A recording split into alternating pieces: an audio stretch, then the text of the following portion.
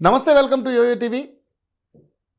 ఆంధ్రప్రదేశ్లో వాలంటీర్ల ఇష్యూ రోజు రోజుకు పెను దుమారంగా సంచలనంగా మారినటువంటి పరిస్థితి మనం చూస్తూ ఉన్నాం.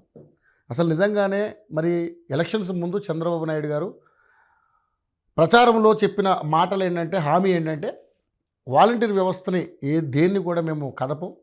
సో వాళ్ళకున్నటువంటి జీతభత్యాల విషయంలో కూడా ఇప్పుడు 5,000 ఉన్నటువంటి జీతభత్యాలు కూడా 10,000కి పెంచుతాం. వాలంటీర్లని ఎవరిని కూడా మేము తీసేయము, వాలంటీర్ వ్యవస్థను కొనసాగిస్తామని చెప్పిన మాటలు మనం చూసాం చాలా వేదికల మీద ఆయన మాట్లాడడం. సో ఇప్పుడు అధికారంలోకి కూటమి వచ్చింది, చంద్రబాబు నాయుడు గారు ముఖ్యమంత్రిగా ప్రమాణ స్వీకారం చేశారు. సో మరి వాలంటీర్ వ్యవస్థ విషయంలో మరి చంద్రబాబు నాయుడు గారి యొక్క వైఖరి ఏ విధంగా ఉంది, ఆయన ఏ స్టాండ్ తీసుకోబోతున్నారు?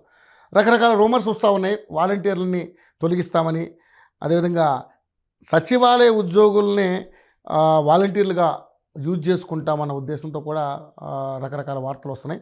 మరి వాలంటీర్ల పరిస్థితి ఏంటి, మరి ఇచ్చిన మాటని గాలికి వదిలేశారా? అనేక అంశాలు ఇప్పుడు మన ముందు ప్రశ్నార్థకంగా మిగిలిపోయాయి. సో మన ముందు ఉద్యమకారులు చలసాని శ్రీనివాస్ గారు ఉన్నారు, ఆయన అడిగి తెలుసుకుందాం. నిజంగానే వాలంటీర్ వ్యవస్థకి మరి ముప్పు వాటిల్లబోతుందా, మరి వాలంటీర్ వ్యవస్థని కొనసాగించబోతుందా ఆంధ్రప్రదేశ్ ప్రభుత్వం అనేది ఆయన మాటలను తెలుసుకుందాం. సార్ నమస్కారం. నమస్కారం. వాలంటీర్ వ్యవస్థ గురించి మనం అంటే చంద్రబాబు నాయుడు గారు చాలా వేదికల మీద ఎలక్షన్ ముందు ప్రచారంలో కూడా చెప్పడం జరిగింది. ఆఖర్లో అదే సరే, అన్ని వ్యవస్థల మీద మాట్లాడుకుంటూ లాస్ట్ వాలంటీర్ వ్యవస్థ మీద కూడా మాట్లాడారు. సో మరి ఈ రోజున వాలంటీర్ వ్యవస్థ ఉన్నటువంటి ఉద్యోగులకు అందులో ఉన్నటువంటి వైసీపీ నాయకులు బలవంతంగా రిజైన్ చేసిన సందర్భాలు ఉన్నాయి. సో మరి ఇప్పుడు ఈ వాలంటీర్లు అందరూ కూడా మరి చంద్రబాబు నాయుడు గారు నిజంగానే మరి జీతభత్యాలు పెంచుతారా, లేకపోతే ఉన్న ఉద్యోగాలు పీకేస్తారా అనే ఉద్దేశంతో కొంత అయోమయం, గందరగోళం అనే పరిస్థితిలో ఉంది. సో ఏంటి సార్ మీ దగ్గర ఉన్నటువంటి సమాచారం ఏంటి? రాజకీయాలకు ఉద్యోగులను వాడుకుంటాం, వ్యవస్థల్ని ఓట్ల కోసం వాడుకుంటాం అనే దిక్కుమాలిన చర్యలు ఎలాగైతే మొదలైనయో, దాంతోపాటు వ్యవస్థలను రాజకీయ ప్రత్యర్థులను వేధించడానికి వాడుకుంటాం, తమ పబ్బం గడుపుకోవడానికి వాడుకుంటాం. ఇది వ్యవస్థను కలుషితం చేసే జాతీయ స్థాయి నుంచి చెప్తున్నాను, రాష్ట్ర స్థాయిలో. ఆంధ్రప్రదేశ్లో కూడా స్పష్టంగా నేను అనేకసార్లు చెప్పాను. ఇప్పుడు మనం ఎలా ఉంటుందంటేనండి, చాలామంది మీడియాలో కూడా ఉంటే ఆ గట్టు ఉండాలా, లేకపోతే ఈ గట్టు ఉండాలా, ఆ నాయకుడు పంచం చేరాలి, ఈ నాయకుడు పంచం, ఇదే మాట్లాడాలి, లేదా ఇద్దరికి నచ్చదు. కానీ నిజాన్ని నిర్భయంగా చెప్పగలగాలి. ఎవరేమనుకుంటే మనకేంటి, చాలా 40 సంవత్సరాలు చాలా చూసినప్పుడు. అందుకని ఒకటి చెప్తున్నా, వాలంటీర్ వ్యవస్థ రాకముందు చాలా ప్రాంతాల్లో వృద్ధులు, దివ్యాంగులు, వికలాంగులు, అదే వికలాంగులు అనకూడదు కాబట్టి అందుకని ఫిజికల్లీ దాంతోపాటు ఇతర జబ్బులు, తీవ్రమైన జబ్బులు ఉన్న వాళ్ళకి యాతన పడ్డారు. ఇది వాస్తవం.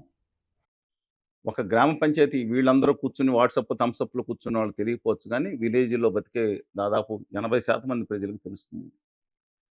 ఒక గ్రామ పంచాయతీ ఉంటే చుట్టుపక్కల హ్యామ్లెట్స్ ఉంటాయి, వాళ్ళందరూ ఏ రోజు జీతం ఇస్తాడో తెలియదు. చాలామంది ఎంప్లాయీస్ మంచిగా ఉంటారు, కొంతమంది ఎంప్లాయీస్ చెప్పడుగా పట్టుకొని చిరాకు పడి ఇస్తూ ఉంటారు కదా, డబ్బులు ఏదో ఉచితంగా ఇస్తున్నట్టు. వీళ్ళు 1,00,000 జీతం తీసుకుంటారు, అందరూ అంటలేదండి, కొంతమంది చాలా దయాదోహంగా ఉంటారు. అలాంటి వాళ్ళు వెళ్ళి ఎప్పుడు వస్తారో తెలియదు, చోటకి డేట్ చెప్తారు, 1 తారీఖున గ్యారంటీకి ఇస్తారని కూడా లేదు, 2 తారీఖున రావచ్చు. వెళ్ళి అక్కడికి వెళ్ళి కూర్చోవాలి, అన్నం సద్ది మూట పెట్టుకుని ఎప్పుడు ఇస్తారో పట్టుకుని 1,000 రూపాయలు. చంద్రబాబు నాయుడు గారు 200 నుంచి 1,000 రూపాయలు చేశారు బాగానే. ఆయన దిగిపోయే ముందు 2 నెలల ముందు వరకు కూడా 1,000 రూపాయలు ఉంది. అవును. తర్వాత దిగిపోయే ముందు పెంచారు. సరే డెఫినెట్లీ వీళ్ళు కంటిన్యూ చేసి దాన్ని దప్పతప్పలకు 3,000 చేశారు. అంతకుముందు ఆ 1,000 రూపాయలు, అంతకుముందు 200, అంతకుముందు 100 ఇలా దానికోసం ఎంత తిప్పలు పడేవాళ్ళో తెలుసండి మీకు? అయ్యా నన్ను అక్కడ వెళ్ళలేను, ఏదో ముద్ర వేయాలని చాలా బాధ. ఇది ఎవరు ఇవాళ అందరినీ విమర్శించే వాళ్ళు ఇది ఎందుకని పట్టించుకోవట్లేదు? మానవీయ కోణం లేదా వీళ్ళల్లో? మాట్లాడితే పచ్చి రాజకీయాలా? నేను సపోర్ట్ చేస్తాను కాదు, దయచేసి ప్రతి ఒక్కళ్ళు ఆలోచించుకోవాల్సింది ఒక మానవీయ దృక్పథంతో ఆలోచించండి. ఫస్ట్ అందరూ మీలాంటి వాళ్ళే గొప్పవాళ్ళు, లేదా ఆ పిల్లలు తండ్రులు చదివిస్తే చదువుకుని ఒక వాట్సాప్లో థమ్స్అప్లో కూర్చుని ఈ సిస్టమ్ కాదు. వాళ్ళకి ఆత్మగౌరవాన్ని ఇచ్చింది ఇది. పొద్దున్నే 6 గంటలకి వెళ్ళి, అది మార్కెటింగ్ టెక్నాలజీ. ఏమని, అమ్మో జగనన్న గారు తిడతారు మమ్మల్ని, తొందరగా ఇచ్చేయమన్నారు. అది కాకపోతే సాయంత్రం ఏమైందండి, ఈఎంఐలు కట్టుకుని ఎంతమంది ఉంటారు? కాదు కదా. శాలరీస్ జీతాలు లేట్ అవుతున్నాయి, ఉద్యోగస్తులు భయంకరంగా వేరు చేసి వాళ్ళు ఇబ్బంది పెట్టింది వేరే, పెన్షనర్స్ ఇబ్బంది పెడుతుంది వేరే. వీళ్ళ 1వ తారీఖు మార్కెటింగ్ టెక్నాలజీ ఓట్లేసేయాలి, దాన్ని వ్యతిరేకిద్దాం. కానీ ఇంటికి వెళ్ళి అమ్మ తీసుకో అమ్మ నేను 3,000 ఇస్తున్నాను అని చెప్తే ఆ ఆత్మగౌరవం ఎన్ని లక్షలు పెట్టుకుని వస్తుందండి. ఇది బిజినెస్, అది డెఫినెట్గా ఇది లాభం జరిగింది. అలాగే ఇంకొకటి చెప్తున్నాను. ఇవాళ కొత్తగా మారిన నేపథ్యంలో ఇవాళ రాజకీయాలు ఎన్నికలు జరిగినప్పుడు ఆ రోజు వైఎస్ఆర్ కాంగ్రెస్ పార్టీ వాళ్ళు మొత్తం అంతా వాలంటీర్స్ మనాళ్ళే మన కార్యకర్తలు పెట్టాను 90% మంది అన్నారు. ఇది తప్పు అంటున్నాను. ఓకే. నిజంగా వాళ్ళు పెట్టుంటే పెట్టడం తప్పు, పెట్టినా మన్నెవడు చేసేవాడున్నాడని ధ్వజస్తంభం మీదకి ఎక్కి అనౌన్స్ చేయడం వేరు. లెక్కలేనితనం అంటారు దాన్ని. రైట్? అవును. లెక్కలేనితనం అంటారు. అది అవతల డెఫినెట్గా వీళ్ళందరూ వాళ్ళ ఇంకోటి డెఫినెట్గా వాళ్ళ మీద వాళ్ళు మంచి కార్యక్రమాలు చేశారండి. సరే కొంతమంది అన్నట్టు అమ్మాయిలు ఏదో చేస్తున్నారు, ఎక్స్‌పోర్ట్ చేస్తున్నారు, లేదంటే గోను సంచుల మీద ఇద్దరు అన్నంత వాళ్ళే మార్చుకున్నారు. వాళ్ళు అన్నవాళ్ళే మళ్ళీ వాళ్ళు మార్చుకుని వాళ్ళు తీసుకొచ్చారు. ఏమని? మేము అది కూడా కొనసాగిస్తామనే పరిస్థితికి తీసుకొచ్చి జీతం 100% పెంచుతన్నారు. జగన్మోహన్ రెడ్డి గారు రూపాయి కూడా పెంచుతానన్నారు. అవును. అంటే ఆ వ్యవస్థ యొక్క బలహీనదని అర్థం చేసుకున్నారు. కానీ తర్వాత ఏం జరిగిందంటే ఈ మాజీ ముఖ్యమంత్రి జగన్మోహన్ రెడ్డి గారు మీకు మనం చాలాసార్లు మాట్లాడుకున్నాం. అంబికా దర్బార్ భక్తి అంటే ఆయనకి చిన్నప్పటి నుంచి ఇష్టం లేదండి. భగవంతునికి భక్తునికి అనుసంధానాలతో ఆ ఎంపీటీసీలు, జెడ్పీటీసీలు, ఎమ్మెల్యేలు నాకెందుకు, నేను డైరెక్ట్గా ప్రజలు మధ్యలో ప్రజల చుట్టూ వాలంటీర్లు ఇంకా డైరెక్ట్ అన్నారు. అందుకని సర్పంచ్ అందరూ కూడా ఎర్ర జెండా చూపించారు వాళ్ళు. అందుకని ఈ నేపథ్యంలో వీళ్ళందరూ రాజీనామా మనం ఇచ్చిన ఉద్యోగాలు కాబట్టి రాజీనామా మున్సిపల్ ఎన్నికల కమిషన్ స్పష్టంగా చెప్పింది వాడిని పార్టిసిపేట్ చేయించొద్దని. పార్టిసిపేట్ చేద్దామని చూశారు. సచివాలయాలను కూడా పార్టిసిపేట్ చేయొద్దని ఎన్నికల కమిషన్ ఇచ్చినప్పుడు ఆ ఉద్యోగంలో ఉండటం ఏంటి అంటే తిడతారు కదండి ప్రచారం చేస్తే, బయటికి రమ్మని ఒత్తిడి చేయడం. దాదాపు 2,25,000 1,20,000 సబ్జెక్టు కరెక్షన్ ఎంత మంది అయ్యారో తెలియదు, బతిమాలకు లోపల 1,25,000 మంది పైగా రాజీనామా చేశారు వాలంటీర్లు. వాళ్ళందరూ వెళ్ళి మా పాలకొల్లు రామానాయుడు గారు, అదే నీటిపారుదల శాఖ మంత్రి గారు ఉన్నారు కదా, ఆయన దగ్గర ఆయన ఏమన్నారు, అమ్మ చేతులెత్తి దండం పెట్టి రాజీనామా చేయొద్దమ్మా, మేము 10,000 ఇస్తాం, వచ్చిన తర్వాత మీరు ఉండండి అమ్మా అని చెప్పారు. బతిమాలని అంటే కాదని మీ వాళ్ళ ఉద్యోగాలు పోయినంటే వెళ్ళి మీరు వాళ్ళ మీద మిగతా కూడా కేసులు పెట్టమన్నారు. ఇది రాజకీయం. అవును పాప చోట ఆయన పెట్టమలేదు రామానాయుడు గారు మిగతా చోట్ల. నిమ్మల రామానాయుడు గారు బతిమాలినా కూడా వాళ్ళు చేయించారు. అంటే అప్పుడేంటి బలవంతం చేశారు. మా ఉద్యోగాలు పోయిన 5,000 అనేది పెద్ద అమౌంట్ కాదు, కానీ వేడి నీళ్ళకి చన్నీళ్ళకి ఉపయోగపడుతుంది. ఒక మంచి సేవాభావం అలవాటు చేసిన కాన్సెప్ట్. మళ్ళీ చెప్తున్నానండి, చాలా మంది ఉండి ఉచితంగా మేము 3,000 ఇస్తాం, 5,000 ఇస్తాం, నిరుద్యోగ వృత్తి ఇస్తాం అంటూ ఉంటారు కదా.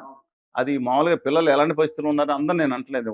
వాళ్ళకి ఫోన్ ఒకటి ఇచ్చి దాంట్లో వేసుకోవడానికి బ్యాలెన్స్ ఇచ్చి 2,000, 3,000, 4,000 ఇస్తే కొంతమంది డెఫినెట్గా బాగా కష్టపడతారు. మిగతా వాళ్ళు పాడైపోవడానికి అవకాశం కూడా ఉంటుంది. సమాజంలో సేవా దృక్పథం కొరబడిన నేపథ్యంలో వాలంటీర్స్ డెఫినెట్గా అది పెంచింది. పాజిటివ్ ఆస్పెక్ట్ చెప్తున్నాను.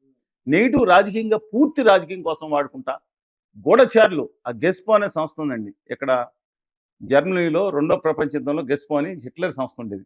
ప్రతి వాళ్ళు ఎవడో గూఢచారులో తెలియదు, ప్రతి ఇంట్లోనూ ఏం జరుగుతుందో తెలిసిపోయేదంట. ఆ విధంగా ఇవాళ అసలు ప్రైవసీకి భంగకరంగా మారిందండి. వాళ్ళ పర్సనల్ ఇన్ఫర్మేషన్ పాపం వాళ్ళు మంచోళ్లే, వాలంటీర్స్ నేను ఎందుకంటాను, అత్యధికులు ఇన్ఫర్మేషన్ సమాచారం తీసుకుంటాం. ఎవడెక్కడసారి కొత్తవాడు వచ్చాడు సార్ ఇటు మనకు ఓటేయడు, ఎన్ని ఇన్ఫర్మేషను, పైగా మానిటరింగ్ సెల్స్, ఏంటండి ఇదంతా. అందువలన ఇవాళ కొత్తగా మారిన నేపథ్యంలో చంద్రబాబు నాయుడు గారికి ఉంటుంది. ఆ రోజు ఆయనకి డ్యామేజ్ కాకూడదని ఉద్దేశంతో ఈ 10,000 ఇస్తానంటే వీళ్ళన్న భయంకర డ్యామేజ్ చేసేటట్టున్నారు. జనం వస్తాయి కదా, ఓడిపోయేటట్టున్నారు, ఇవన్నీ వస్తాయి కదా. We don't want take any chances అంటాను, ఎనీ స్టోన్ వదలకుండా ఉండేటట్టు ఆయన దాని గురించి అది చేశారు. ఇవాళ 1,25,000 మంది 1,10,000 నా ఉద్దేశం 99% చేర్చుకోకపోవచ్చు, మిగతా వాళ్ళు చేర్చుకుంటారేమో కొంతమంది. ఈ నేపథ్యంలో ఇప్పుడు ఏమైంది, బడ్డెన్ ఏమైంది, 10,000 ఇచ్చే బడ్డెను 10,000 ఇంటూ 1,25,000 ఎంత ఉజ్జాయింపుగా తగ్గిపోయింది వాళ్ళది. చూశారు కదా. ఇప్పుడు దివ్యాంగులకి 8,60,000 ఉన్నాయి. ఇప్పుడు రెండోది 50 సంవత్సరాలు తగ్గుతుంది. 65 లక్షల పెన్షన్లు దాటి ఆంధ్రప్రదేశ్లో ఉన్నాయి వాళ్ళ. దాదాపు గత 5 సంవత్సరాల్లో ఒక విధంగా చూస్తే 15-16 లక్షలు తక్కువ కాకుండా పెరిగినాయి. కొన్ని తొలగించి అడిషనల్గా ఇవ్వటం, కొన్ని వెళ్ళిపోవటం, ఇవన్నీ దాదాపు 15-10 లక్షలు అదనంగా వచ్చినాయి. ఇప్పుడు 50 సంవత్సరాలు కనుక చేస్తే అది ఇంకో 10-15 లక్షలు పెరుగుతాయండి. అందువలన ఇప్పుడు 75 లక్షలు 80 లక్షలు 4,000 చొప్పున ఇవ్వాలంటే ఎంత అవుతుందండి, 4,000 చొప్పున కొంతమందికి, 6,000 చొప్పున దివ్యాంగులకి. కోమార్ఫిడీస్ వీళ్ళు ఉన్నాళ్ళు, వాళ్ళు తక్కువ మంది ఉన్నారు, వాళ్ళకి 9,000 రూపాయలు చొప్పున ఎంత అవుతుంది నెలకి, మీరు ఇమాజిన్ చేయండి ఒకసారి. అందుకని ఇవన్నీ కూడా చూసుకున్న నేపథ్యంలో నాకు చంద్రబాబు నాయుడు గారు లేకపోతే జగన్మోహన్ రెడ్డి గారు ఏమైనా ఫోన్ చేసి మాట్లాడరండి, చెప్పరు, ఇవన్నీ కాదు నా ఆలోచన. ప్రకారం ఆ, ఉన్న కానీ ఖచ్చితంగా ఒకటి గుర్తించారు వాళ్ళు, దివ్యాంగులకు కానీ వృద్ధులకు కానీ ఇంటికి వెళ్ళి పెన్షన్ ఇవ్వాలనేది ఒక వెరీ గుడ్ కాన్సెప్ట్. ఎందుకు రాలేరు? కానీ సార్ మీరు వెరీ గుడ్ కాన్సెప్ట్. రెండోది ఈ సామాన్లు తీసుకెళ్లేది కూడా ఆపేస్తారంట. ఇప్పుడు కళ్యాణ్ గారు ఏది? Ration ration. గారు వచ్చారు, రేషన్. MBA బళ్ళు ఏదో ఉన్నాయి కదా, సరే ఇంటింటికి అదొక కాన్సెప్ట్, కానీ సార్ మీరు నిజంగా అదొక ఇబ్బంది. ఓకే, ఇప్పుడు ఈ వాలంటీర్ వ్యవస్థ ఇంటింటికి తీసుకెళ్లి పొద్దున 4 గంటలకి డోర్ కొట్టి డబ్బులు ఇవ్వడం అనేది మంచి కాన్సెప్ట్. సరే, నడవలేని వాళ్ళు. Apart from that services they are tendering is very important. Okay, దీనికి అనుసంధానంగా ఇది అంత అద్భుతమైన గ్రామ సచివాలయ వ్యవస్థ చాలా అద్భుతం. ఆర్బీకే ఇంకా ఎక్సలెంట్ గా చేయాల్సిన పరిస్థితి. ఓకే, నేను చెప్పిన సచివాలయం. ఓకే. సో మరి ఇంత ఇంత గ్రామ సచివాలయాల్లో నేను వెళ్ళొచ్చాను పాదయాత్రలు, పోలవరం దగ్గరికి వెళ్ళినప్పుడు, ఆ నిర్వాసితుల కోసం పాదయాత్రలో విశాఖపట్నంలో లేకపోతే మా కొండ ప్రాంతాలకు అనంతపురం వెళ్ళినప్పుడు అక్కడ గ్రామ సచివాలయం నిర్మిస్తున్నారు చూసారా, అనేక వందల రకాల సేవలు ఇస్తున్నారు. ఇది సత్యం అండి. వాళ్ళు అది అందులో కొంతమంది ఇప్పుడు దీనికి పెట్టారు ఎవరో వ్యవసాయ శాఖకి, ఆయన ఆ సీజన్ అయిపోయిన తర్వాత ఖాళీగా ఉంటాడు, వాళ్ళు దాంట్లో ఉండొచ్చు. కానీ ఇంకోటి కూడా అండి, వాళ్ళ పంపించుకుని వాలంటీర్లను పక్కన పెట్టి వాళ్ళ పెన్షన్లో ఈ 1వ తారీఖున పంపిణీ చేస్తారు. ఎవరితో? సచివాలయ సిబ్బందితో. ఎవరికి? వృద్ధులకి, దివ్యాంగులకి, వాళ్ళకి రాని వాళ్ళకి పంపిణీ చేస్తారు. అంటే ఉన్న దాంట్లో వాళ్ళని ఇబ్బంది పెట్టకుండా చూడటం అనేది వెరీ గుడ్ కాన్సెప్ట్ అండి. ఓకే. సో మరి జగన్మోహన్ రెడ్డి గారు, సార్ జగన్మోహన్ రెడ్డి గారు ఇంత ఇంత సేవ చేశారు కదా, మంచి కాన్సెప్ట్. మీరు అన్నట్టుగానే ఇంటింటికి వెళ్ళి ఇవ్వడం అనేది మంచి కాన్సెప్ట్, మంచి సేవ అనుకుందాం. దివ్యాంగులకి, వాళ్ళకి కోమార్బిడిటీస్ పేషెంట్స్. సో ఎందుకు మరి వాళ్ళ ఓట్లు కూడా పడలేదంటారు ఈసారి? మరి పడినాయి కాబట్టి వాళ్ళ ఓట్లు పడతాయండి. వాళ్ళ ఇంట్లో వాళ్ళ కొడుకు వేస్తాడనుందా? ఉద్యోగం రాకుంటాడా? కొడుకు వేస్తాడా? లేదా ఇంకొకళ్ళ కమ్యూనిటీ ఉంటుంది, క్యాస్ట్ బట్టి ఉంటుంది. ఏం చేస్తాం? ఆంధ్రప్రదేశ్ రాష్ట్రాన్ని కుల కుంపటిగా మార్చేశారు దిక్కుమాలిన రాజకీయ నాయకులు కొంతమంది. దరిద్రం అండి, అన్నిటికన్నా దరిద్రం రాజకీయ నాయకులు పట్టించారు. ఈ దేశ వ్యవస్థలోనూ కూడా కుల అభిమానం కాదు, కుల ద్వేషం నిమిషానికి పెద్దాన్ని చూసే దిక్కుమాలిన వ్యవస్థ తీసుకెళ్లారు. ఎంత అభ్యుదయాలు 1970లో ఎలా ఉండేదండి? 80లో కూడా వామపక్షాలు అంటే లేదా అభ్యుదయ భావాలంటే వేరే ఉండేవి. ఇవాళ తీసుకొచ్చి ఏం తీసుకొచ్చారు? కులాల కుమ్ములాట తీసుకొచ్చి పెట్టారు. అందువల్ల మనం కానీ ఇవాళ మీరు ఒకటి గమనించండి, జగన్మోహన్ రెడ్డి గారికి ఇవాళ వచ్చిన ఓట్ల సంఖ్య ఓడిపోయినా సరే 0.2%. ఆ రోజు చంద్రబాబు నాయుడు గారికి వచ్చిన తెలుగుదేశం పార్టీకి 2019లో వచ్చిన దానికంటే ఎక్కువ, మేబీ 0.2. ఓకే, ఈ 15,000 ఓట్లు 1,500 ఓట్ల తేడాతో కూడా చాలా చోట్ల ఓడిపోయారు. అటు ఇటు ఓడిపోయారు, అదేం కాదండి. బై అండ్ లార్జ్ 15% డిఫరెన్స్ ఉంది, not a joke. Okay, okay. ఇద్దరి మధ్యన 15% డిఫరెన్స్ అంటే ఇట్స్ నాట్ ఏ జోక్. ఇంతకుముందు కన్సాలిడేషన్ కాలేదు, 49లో ఆగిపోయింది. ఇంతకుముందు కూడా ఆ రోజు మొత్తం కన్సాలిడేషన్ అయి ఉంటే అదే పరిస్థితి వచ్చి ఉండేది. సరే చూద్దామండి. కానీ నా ఉద్దేశం ప్రకారం ఇది వాళ్ళ పైన ఎలాడుతూ ఉంది, వాళ్ళకి ఎలాంటి అవసరాలకు వాడుకుంటారో ఏంటనేది. ఎందుకంటే ఇప్పుడు మొత్తం మీరు చూస్తానని సర్దుకోవడం సరిపోతుంది వాళ్ళు. కానీ ఈ పెన్షన్ ఇవ్వటం 1వ తారీఖు ఎలా ఇస్తారో చూస్తామని చెప్పి అందరూ వెయిట్ చేస్తున్నారు. కానీ అక్కడ అవతల ఉంది ఎవరండి? MBA ఫైనాన్స్ చేసిన పయ్యవల కేశవ్ అని ఆయన, ఎవరు finance minister, public accounts committee చైర్మన్గా ఉన్నాడు ఆయన. ఇంతకుముందు 5 సంవత్సరాలు చూశారు కదా.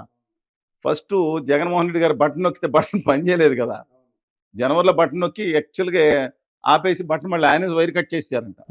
కట్ చేసి మళ్ళీ మళ్ళీ కనెక్ట్ చేసి ఎలక్షన్ ముందు ఇద్దామన్నప్పుడు వాళ్ళు వచ్చి ఎలక్షన్ కమిషన్ వాళ్ళు ముఖ్యమైన 3,000 కోట్లు మిగతా దానికి వైర్ కట్ చేశారు కొంత ఇచ్చి. ఆ నిధులు ఉన్నాయి కదా ఇప్పుడు ఆ నిధుల్లో ఆపి, ఆ నిధుల ముందర దీనికి 4,000 ప్లస్ 3,000 రూపాయలు, 7,000 రూపాయలు, వాళ్ళకి 6,000 ప్లస్ 3,000 రూపాయలు, ఎవరికి దివ్యాంగులకు కూడా 3 నెలలకి పెన్షన్ ఇచ్చేటట్టు ఇప్పుడు కార్యక్రమం చేస్తూ ఉన్నారు. దీంట్లో ఇప్పుడు వాలంటీర్స్ని పక్కన పెట్టారు. Let us wait and see. వాళ్ళని ఎలా వాడుకుంటారనేది వాడుకుంటారని మీకు నమ్మకం? నమ్మకం అంటే వాళ్ళనే మరీ దుర్మార్గం ఉండేవాళ్ళు అందరూ అన్ని శాఖల్లో ఉద్యోగులు ఉంటారండి. వాళ్ళు సామాన్యులండి. We're not suppose to. వాళ్ళు సామాన్యులు. నిజంగా వాళ్ళు రాజకీయ ఒత్తిడి వల్ల చేసి ఉంటారు. కొంతమందిని తీసేయండి, కార్యకర్తలు ఉంటారు, వీరాభిమానులు, కులాలు, మతాలు, పార్టీలు, వారసత్వం. మిగతా వాళ్ళకి మనం న్యాయం చేయాల్సిన అవసరం ఉంది. వాళ్ళు మంచి ఉద్యోగాలు వచ్చేంత వరకు ఇది చేసుకుంటారు. నిజంగా కొంతమంది నేను చెప్తున్నాను, మనకు లేకపోయినా కరెంటు దాంట్లో పని చెప్పానా వీళ్ళందరూ చెప్తే వాలంటీర్ వెళ్ళి ఆ కరెంట్ వాళ్ళు ఉంటారు కదండి, వాళ్ళకి ఫోన్ చేసి చెప్పడం, మంచి సర్వీసెస్ చేశారు. తప్పులు జరిగి ఉండొచ్చు, నేను దాంట్లో ఎక్కడండి అన్ని డెఫినెట్గా. But I hope the Honorable Chief Minister of Andhra Pradesh will take a right decision about these volunteers. Thank you, sir. Thank you so much. Namaskaram.